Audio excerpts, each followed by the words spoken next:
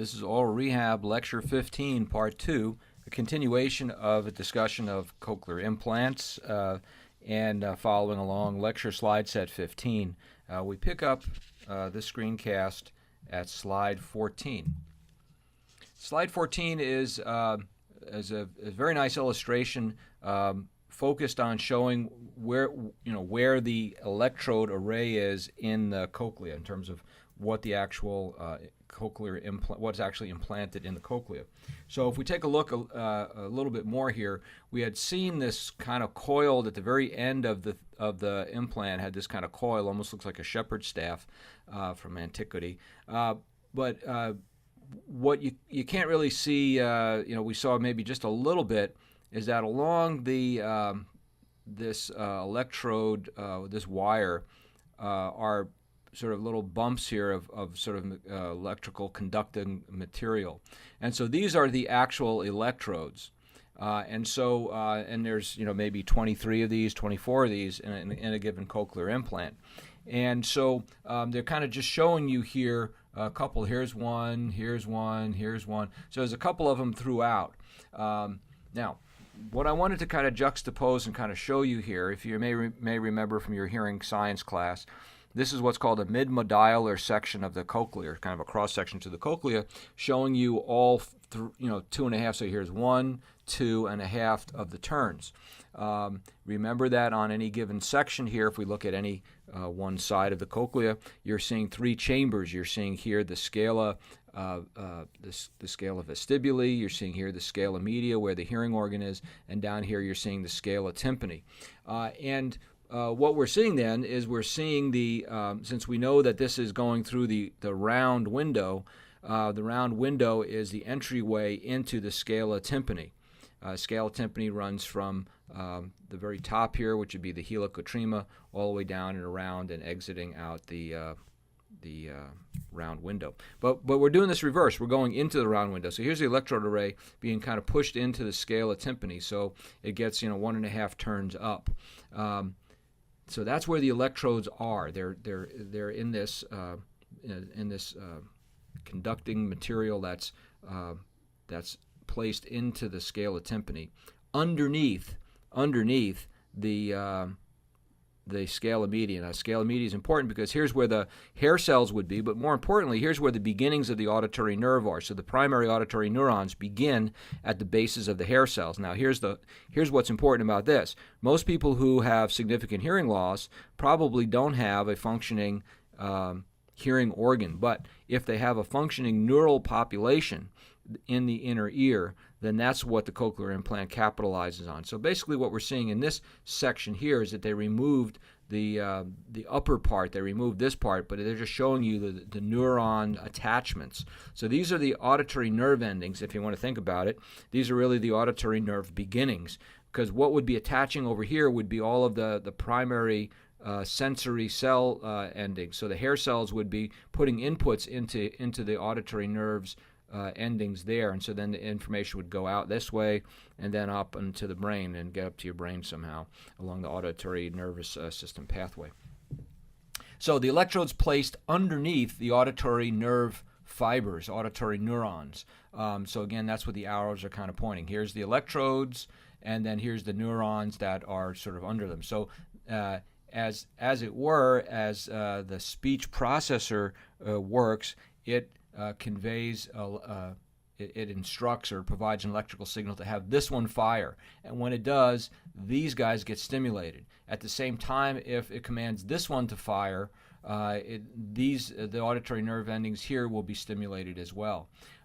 Since the inner ear is laid out tonotopically, the way that it works is this part of the cochlea is high frequency, this part of the cochlea is mid frequency, and all the way at the top would be low frequency. So there's less of an interest in the very, very low frequencies with this, but it's really more getting information to the mid and the high frequencies.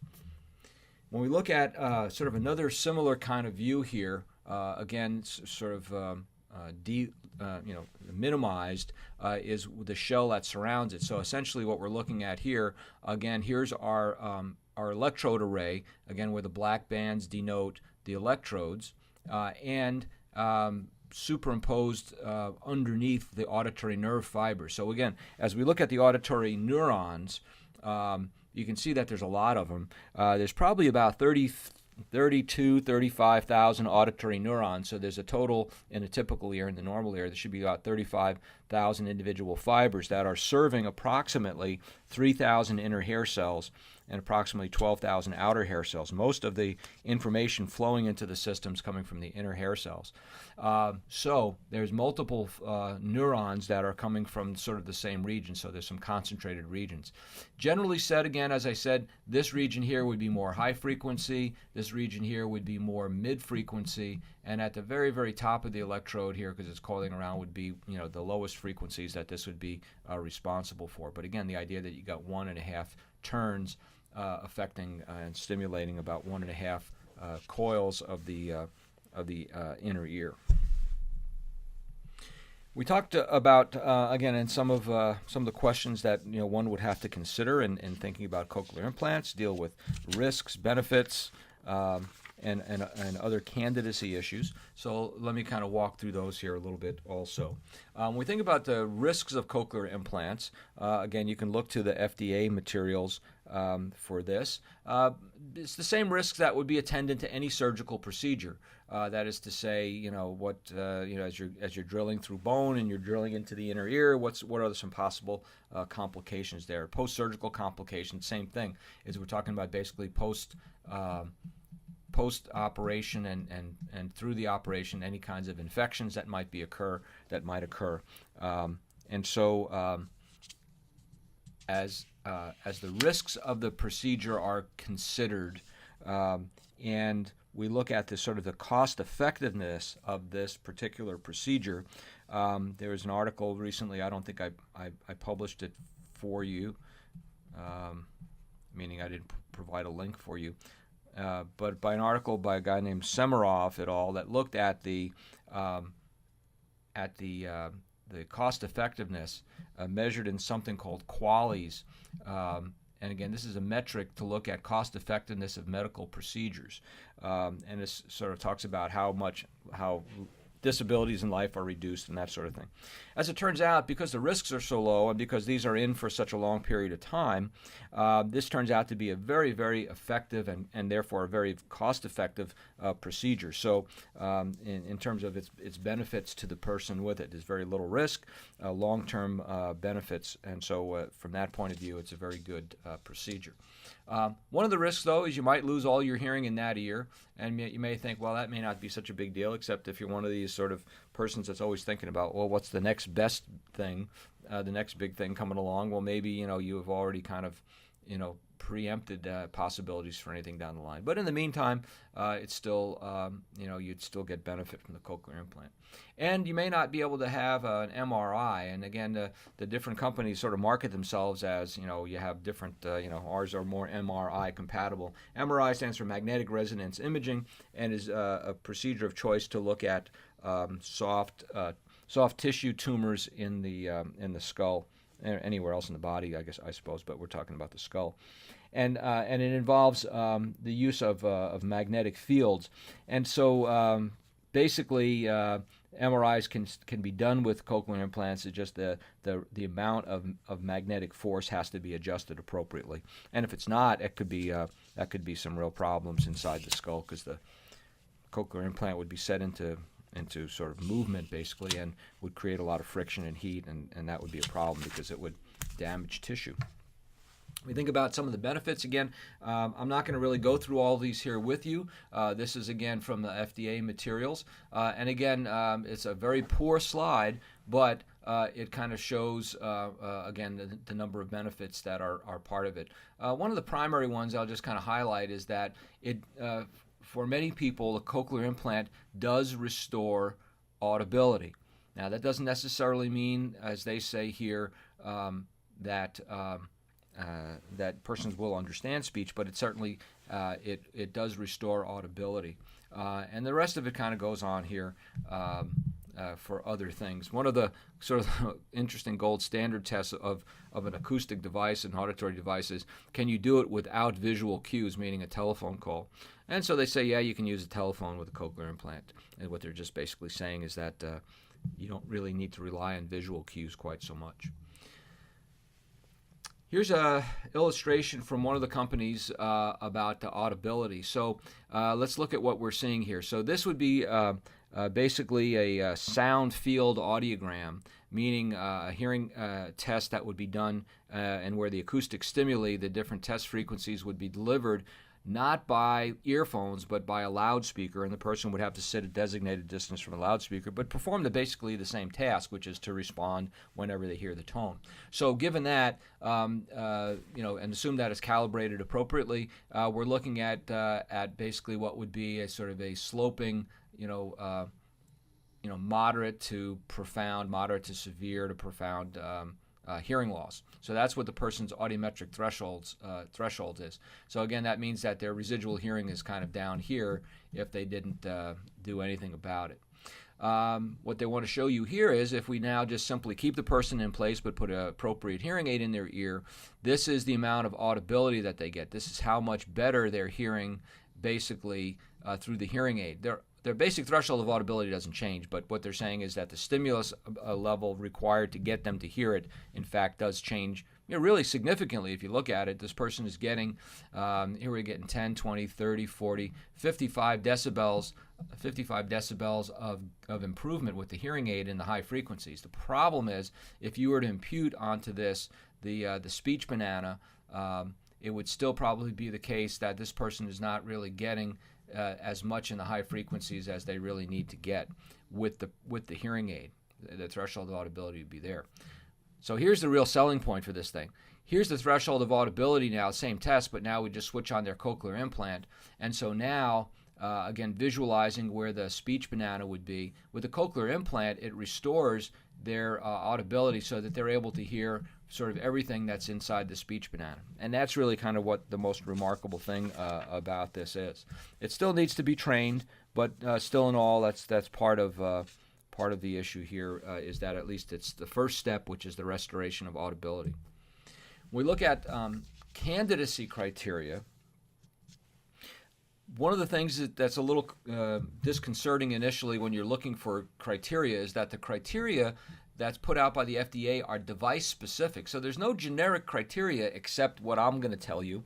The specific criteria are invoked by the FDA for specific devices. So for each device that comes to market, it has to have its own set of criteria and things like that. But in general, let's state them as follows. The person has to have the physical capacity to accept the cochlear implant. So another way of saying that is there's not all ears can physically take the cochlear implant. That's one aspect of it. The person can have no active ear disease or any other kind of disease that would be otherwise contraindicating a surgical procedure. Generally said, and I'll show the audiogram in a second, audiogram template, degree of loss generally is in the severe to profound range. Again, if you have much better residual hearing than that, very likely a regular hearing aid would help you. But part of that is that the person has minimal to no benefit from amplification. Now, for an adult, that's fairly easy to determine.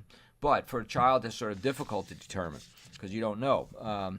And so sometimes it's just presumptive based on their audibility and the severity of their hearing loss that the person's benefit from amplification would be very, very minimal. But with children, it's never actually really ever proven, or really, it's not given as long of a trial as you might think. Again, why not? Because the child's in the middle of the critical period. We don't have time to experiment and give the child 2-3 years with hearing aid amplification and burn up 3 years of the critical period and then go to a cochlear implant. So that's kind of one of the timing dilemmas that parents have to face with this if they're implanting their child. Other factors are going to be more age dependent. We won't need to really comment on. This is from Nancy Ty Murray.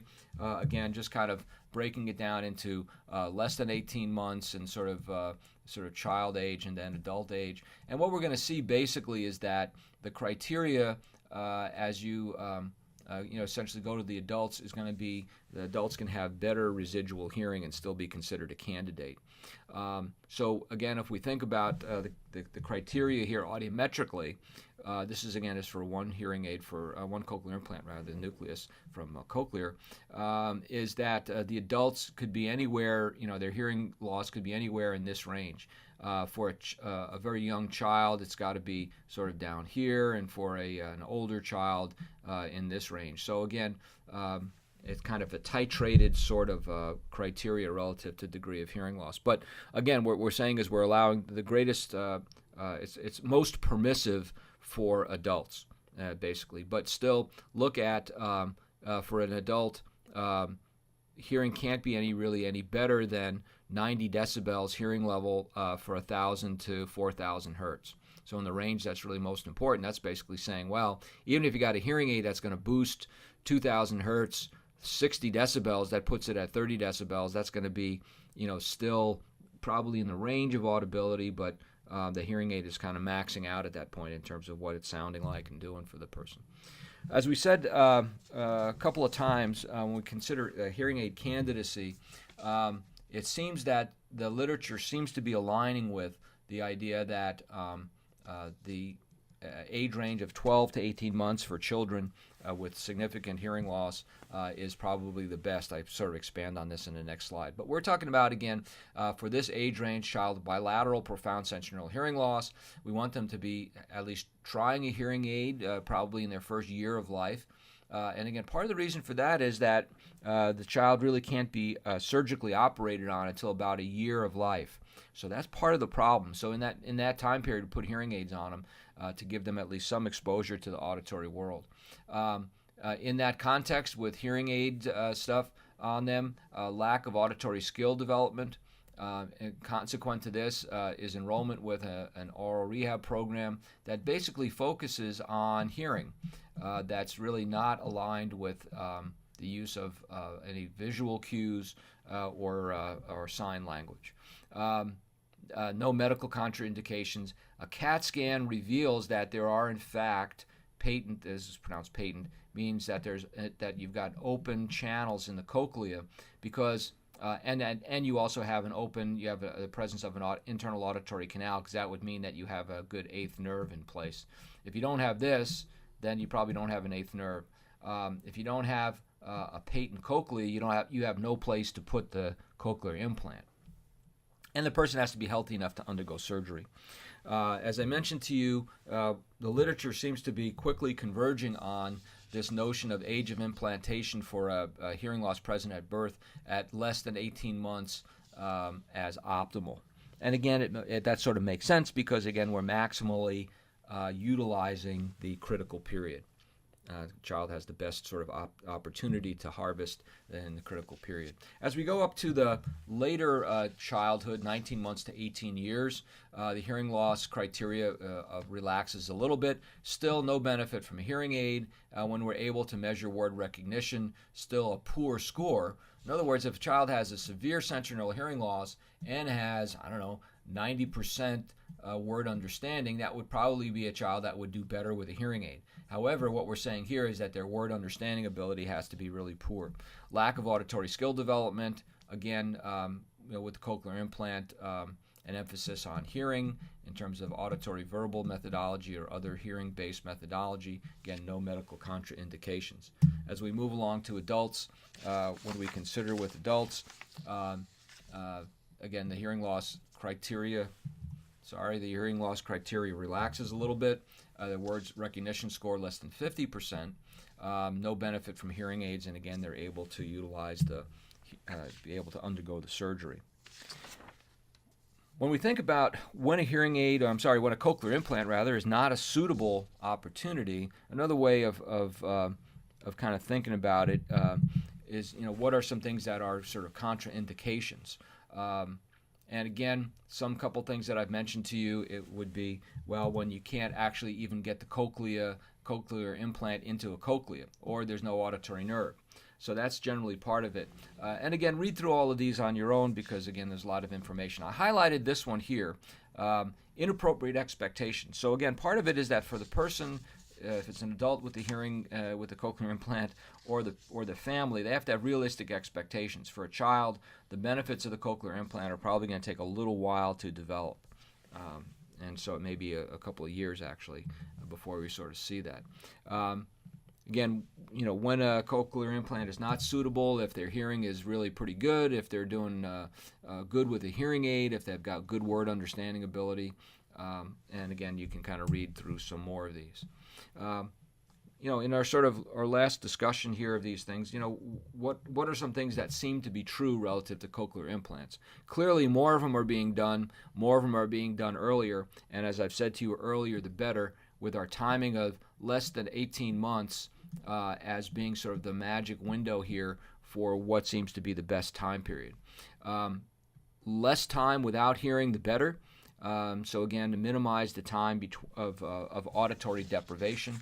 The time of onset, so the more time with spoken language exposure, the better for a child who has a delayed onset hearing loss or hearing loss later in life.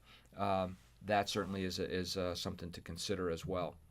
When we look at sort of problems with cochlear implants, we could almost relabel this slide as sort of, as cochlear implants will not work well, or it will not be optimal, or here are things when not to do cochlear implants. These would all be other ways to describe this. I have the slide just simply saying large individual differences. But we can retitle a slide to say, under what conditions should we not do a cochlear implant? And so that would be if you've got a very, very late, for a child anyway, if we're talking about a child, very, very late age of implantation.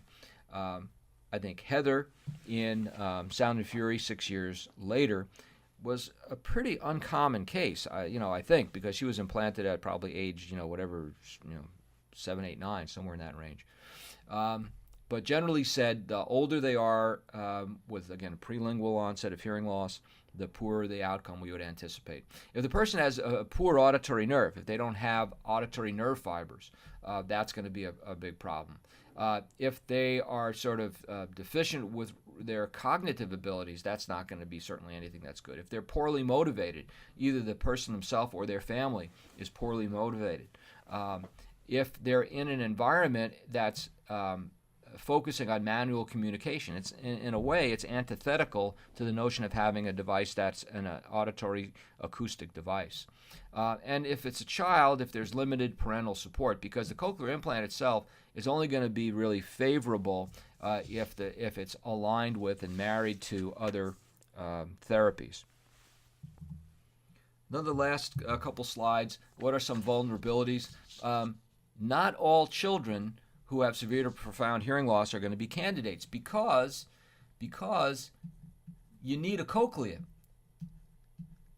And so it's very likely, because you need a cochlea, and if you don't have a cochlea, it's going to be very likely that some persons who have significant hearing loss don't have a cochlea.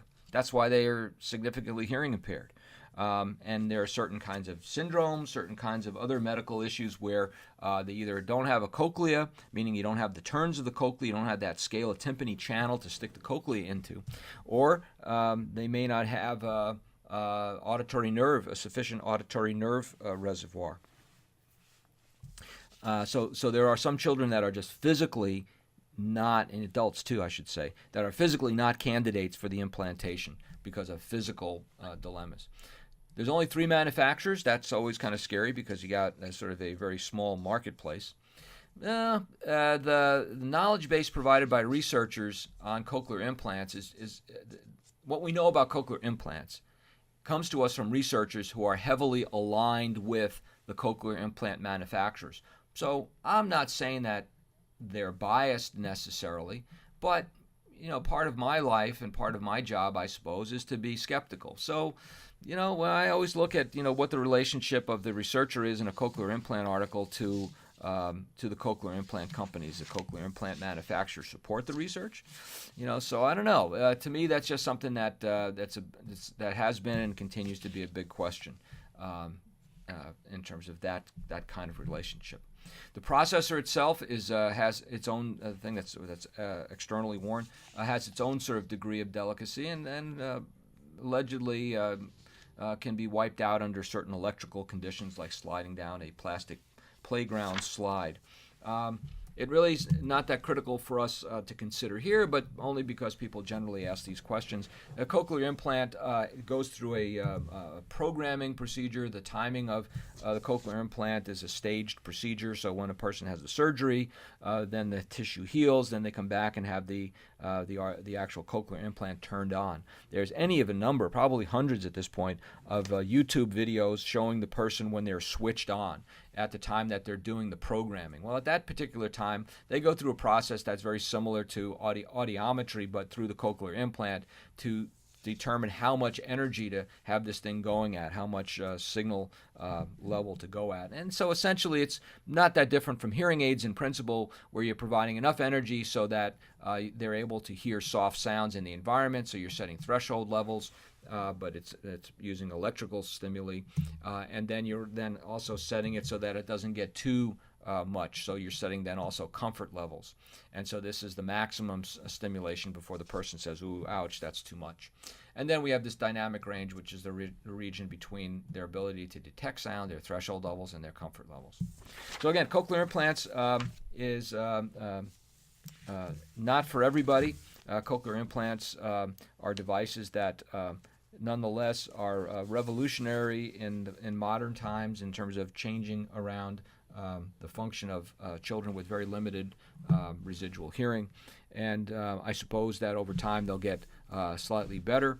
They do have their own limitations. So I would again encourage you to go to the cochlear implant manufacturers, get more information about implementation and other materials that they have available.